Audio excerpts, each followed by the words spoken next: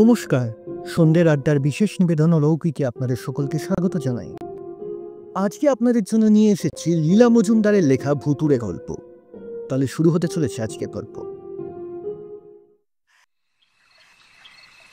বাড়িতে পা দিয়েই আমার মেজ পিসেমশাই টের পেলেন কাজটা ভালো করেননি। বাড়িটার বাইরে থেকেই গা ছমছম করে। কবেকার পুরনো বাড়ি, দরজা জানলা ঝুলে পড়েছে, শ্যাওলা জমে গেছে। পুকুরে ফাটলে বড় বড় অশ্বত্থ গাছ গজিয়েছে। ফটক থেকে সামনের সিঁড়ি পর্যন্ত রাস্তাটা আগাছায় ভর্তি, আর তার দুপাশে শিরীষ গাছগুলো ঝোপড়া হয়ে মাথার ওপর আকাশটাকে অন্ধকার করে রেখেছে। সন্ধ্যাও হয়ে এসেছে, চারিদিকে সারা শব্দ নেই, কেমন একটা সেঁদো সেঁদো গন্ধ নাকে আসছে। মেজ পিসেমশাই হাতের লণ্ঠনটা ছেলে ফেললেন। বারবার দোতলার ভাঙা জানলার ওপর চোখ পড়তে লাগলো। বারবার মনে হতে লাগলো এক্ষুনি জানলার সামনে থেকে বুঝি কেউ সরে গেল। মেজ পিসেমশাইয়ের তো অবস্থা কাহিল, অথচ উনি ভূতে বিশ্বাস করেন না। সেই জন্য তাল ঠুকে তিনি ঢুকে পড়লেন বাড়িটার ভেতরে। গঙ্গার ওপরে বাড়িটা, ঢুকেই একটা বড় খালি হলঘর, আবছায়াতে হাঁ করে রয়েছে। লণ্ঠনের আলোতে দেওয়ালে পিসেমশাইয়ের প্রকাণ্ড ছায়াটা নড়ে বেড়াচ্ছে। পিসেমশাই তাড়াতাড়ি হল পেরিয়ে গঙ্গার ধারে এসে দাঁড়ালেন। প্রকাণ্ড একটা বারান্দা, তার রেলিং ভাঙা, তারপর এক ফালি শান বাঁধানো চাতাল, তার চারিদিকে সাদা সাদা পাথরের মূর্তি সাজানো। তারপরেই ঘাটের ভাঙা সিঁড়ি জল অবধি নেমে গেছে, তার অসংখ্য ইট জলে ধুয়ে গেছে। সিঁড়ির পাশেই একটা বুড়ো বাতাপি লেবুর গাছ, তার নিচে কবেকার পুরনো ইটের গাদা, রোদে পুড়ে জলে ভিজে কালো হয়ে গেছে। গঙ্গার ওপারে জুট মিলের সাহেবদের বাড়িতে আলো জ্বলছে দেখে পিসেমশাই ফোঁস করে একটা নিঃশ্বাস ছাড়লেন। একতলায় বসে থাকলে চলবে না, ওপরে যেতে হবে, রাত কাটাতে হবে, নাহলে বাজি হেরে যাবেন, ক্লাবে মুখ দেখাতে পারবেনই না। উপরন্ত যোগুর বাবা সোনালি ছাগলটাকে নিয়ে যাবেন। হলের দুপাশে সারি সারি ঘর, তাদের দরজাগুলো আধ খোলা। দু একটা বিশাল বিশাল কারিকুরি করা ভাঙা তক্তপোষ, দু চারটে প্রকাণ্ড খালি সিন্ধু, এক আধটা বৃহৎ রংচটা আয়না ছাড়া আর কোথাও কিছুই নেই। মেজ পিসেমশাই তাড়াতাড়ি একবার সবটা দেখে নিয়ে এক দৌড়ে ওপরে উঠে গেলেন। দোতলাটাও ঠিক একতলার মতো, সেখানেও মাঝখানে প্রকাণ্ড একখানি হল, তার মধ্যে আসবাব কিছু নেই, খালি মাঝখানে একটা প্রকাণ্ড বড় ঘোর নীল রঙের কালচে পাতা, তাতে বহু দিনের ধুলো জমে পুরু হয়ে গেছে। আর ঘরের কোণে দেওয়ালে একটা সেতার ঝুলছে, তাতে তারের কোনো চিহ্ন নেই। মেজ পিসেমশাই খানিকক্ষণ চুপ করে দাঁড়িয়ে থাকলেন, দেওয়ালের দিকে পিঠ করে, যাতে পিছন থেকে হঠাৎ কিছুই আসতে না পারে। কিন্তু দাঁড়িয়ে থাকলেও চলবে না, প্রত্যেকটা ঘরের বর্ণনা দিতে হবে, তাই প্রত্যেকটা ঘর একবার করে দেখা দরকার। ভয় আবার কিসের, ভূত তো আর হয় না। ঘরগুলি প্রায় সবকটাই দরজা খোলা, একেবারে খালি, ধুলোয় ধূসর।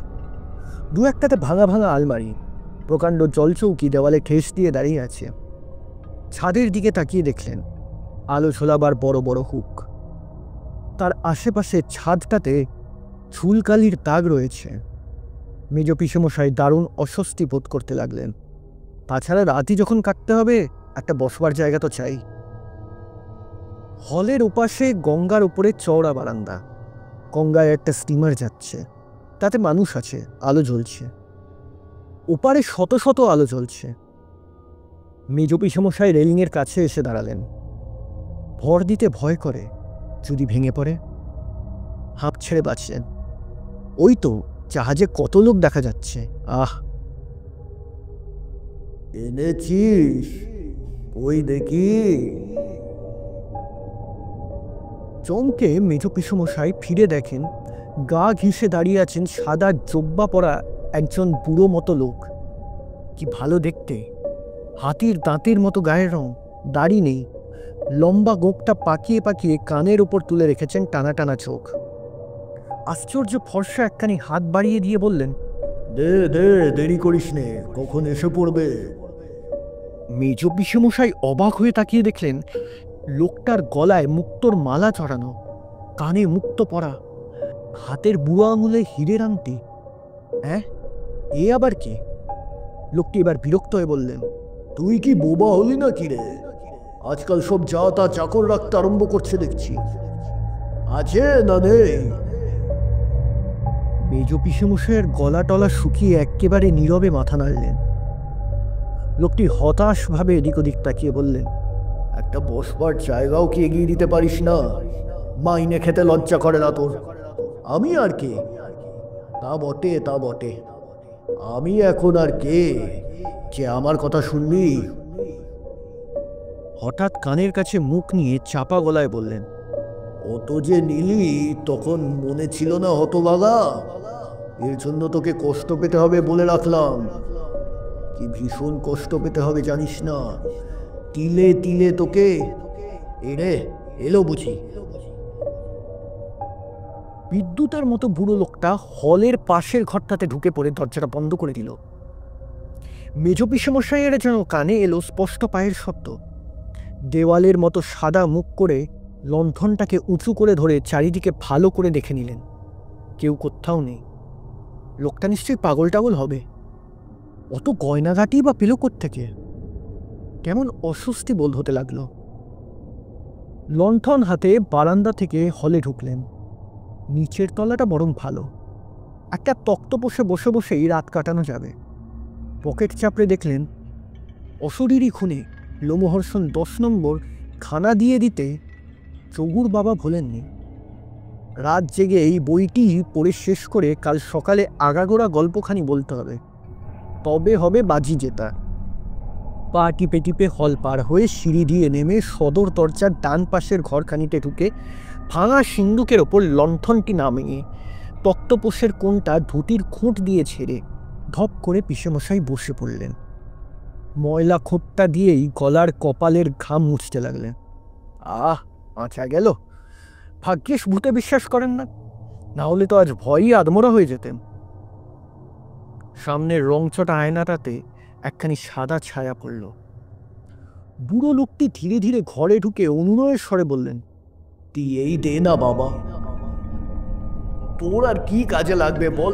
যারা দেয় তারা প্রাণ হাতে করে এনে দেয়, না পেলে আমার প্রাণ বেরিয়ে যায় যে।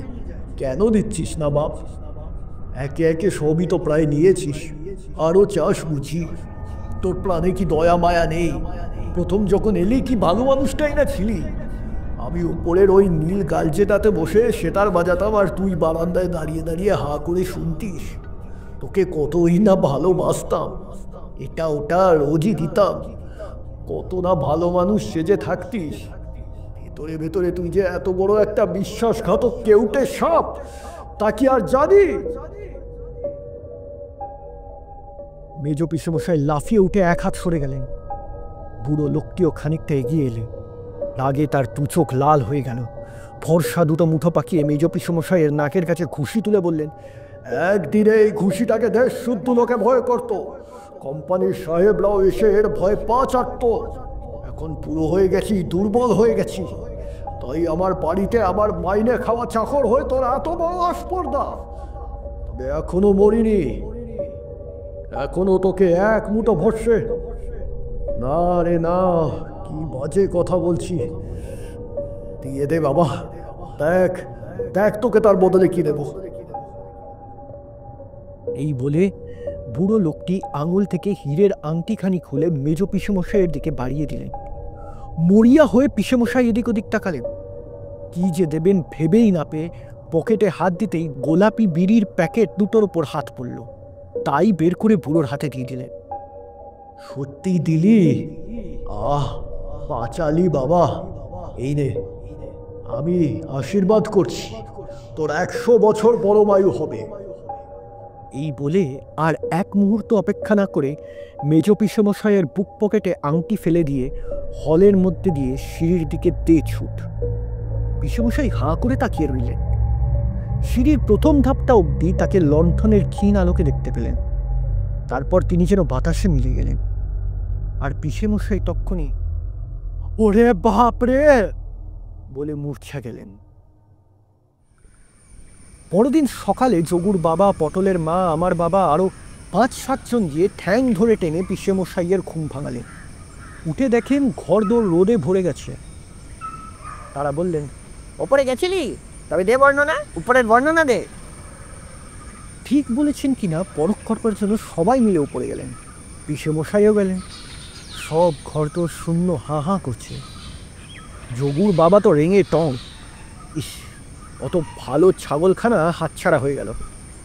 ইস, ক্লাবের রাক্ষসগুলোকে তার উপরে বাজির খাওয়া খাওয়াতে হবে। মাটিতে অশরীরই খুঁড়ে পড়েছিল। হ্যাঁ, ঠিক হয়েছে। বড় যে ঘুমোচ্ছিলি, বইটা পড়েছিলি? বল তবে, আগাগোড়া গল্পটা বল। মেজ পিসেমশাইয়ের মুখে আর কথাটি নেই। মনে মনে দেখতে পেলেন যোগুর বাবা সোনালি ছাগলটাকে তাড়িয়ে তাড়িয়ে বাড়ি নিয়ে যাচ্ছে। সারা রাত ঘুম লাগিয়েছেন, স্বপ্ন দেখেছেন। তার উপযুক্ত সাজা তো হবেই। লজ্জায় দুঃখে মাথা নিচু করতে চোখ পড়ল বুক পকেটের ভেতর হীরের আংটি জলজল করছে। মেজ পিসেমশাই গা ঝাড়া দিয়ে উঠে বসলেন। নিয়ে যা তোর ছাগল। ইস, ভারী তো ছাগল বলে আর এক মুহূর্ত অপেক্ষা না করে সোজা বাড়িমুখ রওনা দিলেন।